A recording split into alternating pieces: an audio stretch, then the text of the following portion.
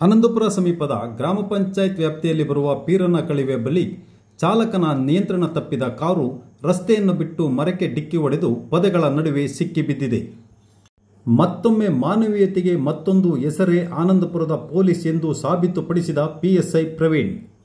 ಅಪಘಾತ ನಡೆದ ಸ್ಥಳದಲ್ಲಿ ಸಂಚರಿಸುವ ಪ್ರಯಾಣಿಕರು ಅಪಘಾತವನ್ನು ತಿಳಿದು ಪೊಲೀಸ್ ಇಲಾಖೆಯವರಿಗೆ ತಿಳಿಸಿದ ತಕ್ಷಣ ಕಾರ್ಯಪ್ರವೃತ್ತರಾದ ಪಿಎಸ್ಐ ಪ್ರವೀಣ್ ತನ್ನ ತಂಡದೊಂದಿಗೆ ಸಿದ್ದಾರೂಢ ಎಎಸ್ಐ ಹಾಗೂ ಪಿಸಿ ನಿರಂಜನ್ ಅವರ ಜೊತೆಗೂಡಿ ಪೊಲೀಸ್ ಇಲಾಖೆಯ ಜೀಪಿನಲ್ಲೇ ಗಾಯಾಳುಗಳನ್ನು ಆನಂದಪುರ ಆಸ್ಪತ್ರೆಗೆ ಕರೆತಂದು ಪ್ರಥಮ ಚಿಕಿತ್ಸೆಯ ನಂತರ ಹೆಚ್ಚಿನ ಚಿಕಿತ್ಸೆಗಾಗಿ ಶಿವಮೊಗ್ಗಕ್ಕೆ ಕಳಿಸಿಕೊಟ್ಟಿರುತ್ತಾರೆ.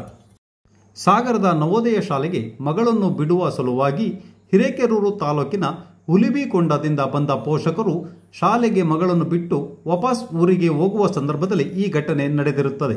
ಮಂಜು, ರುದ್ರೇಶ್, ಶ್ವೇತಾ ಎನ್ನುವರಿಗೆ ಸಣ್ಣ ಪುಟ್ಟ ಗಾಯಗಳಾಗಿದ್ದು ಯಾವುದೇ ರೀತಿ ಪ್ರಾಣಾಪಾಯ ಆಗಿಲ್ಲವೆಂದು ತಿಳಿದು ಬಂದಿದೆ. ಗಾಯಾಳುಗಳನ್ನು ತಮ್ಮ ಪೊಲೀಸ್ ಇಲಾಖೆಯ ಜೀಪಿನಲ್ಲೇ ಕರೆತಂದ ಪಿಎಸ್ಐ ಪ್ರವೀಣ್ ಹಾಗೂ ಎಎಸ್ಐ ಸಿದ್ದಾರೂಢ ಮತ್ತು ಪಿಸಿ ನಿರಂಜನ್ ರವರ ಸಮಯ ಪ್ರಜ್ಞೆ ನಿಜಕ್ಕೂ ಶ್ಲಾಘನೀಯ.